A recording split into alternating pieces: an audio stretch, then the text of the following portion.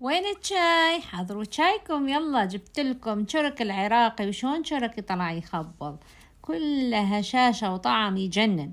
طبعا سويت شكلين، شكل بالتمر وشكل بلا كل شي. ذكرناكم أيام العراق الحلوة من كانت أمي تروح تشترينا الشرك. الله على هذيك الأيام. يلا خلينا نشوف المقادير. 5 كواب هنا، أنا عندي طحين مع رشة ملح نخلتهم كل الزين. كوب حليب عندي هنا يكون دافي، أضيف له ملعقة سكر وملعقتين خميرة. نعوفهم على صفحة، ورا ما راح نغطيها.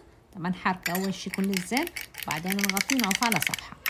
نيجي هنا نص كوب شكر نضيفه للطحين اللي عندنا، ونص كوب أيضا من الدهن النباتي، زيت النباتي. شو عندكم نباتي حيواني بكيفكم. نخلط المواد. الخميرة صارت جاهزة، يلا نضيف الخميرة شوية شوية للعجين. نحتاج مي نضيف لها. هسه عندي هنا بيضتين، خليت لها شوية فانيلا حتى لا تصير زفرة، حركتها كل الزين. النهاية راح نضيفها للعجين ورا شوية، ضفناها أيضا للعجين. فنشوف كمية السوائل إذا شكت راح تحتاج مي.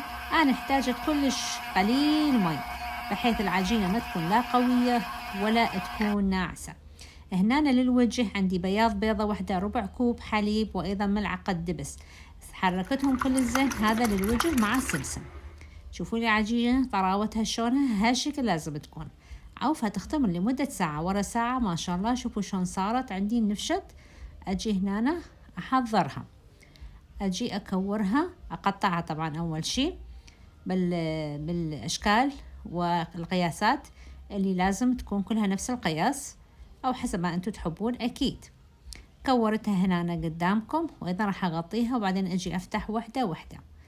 أكو مجموعة سويتها بالتمر، أكو مجموعة سويتهم فارغين. فاللي بالتمر راح أشوفكم إياهم، والفارغين أيضا راح أشوفكم شونهم. بالتمر هنا تمراية أيضا سويتها هنا على طول، جيت لفلفتها بهذا الشكل قدامكم، أدوسها كل الزين حتى لا تنفتح عندي.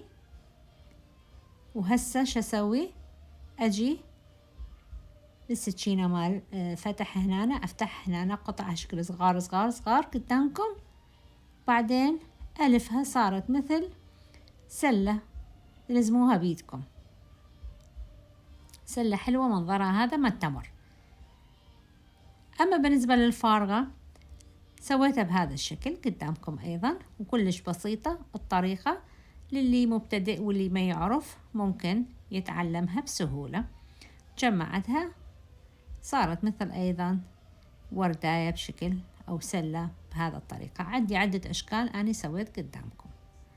الفرن طبعا أني هنا دا أحميه، حطيتها بالخليط مال بياض، وهذا حطيتها بسمسم وغطيتها ساعة ونص. شوفوا شلون صارت، بعدين خلتها بالفرن واستوت وطلعت تخبل. وسهمكم العافية، تنسوني بسبسكرايب.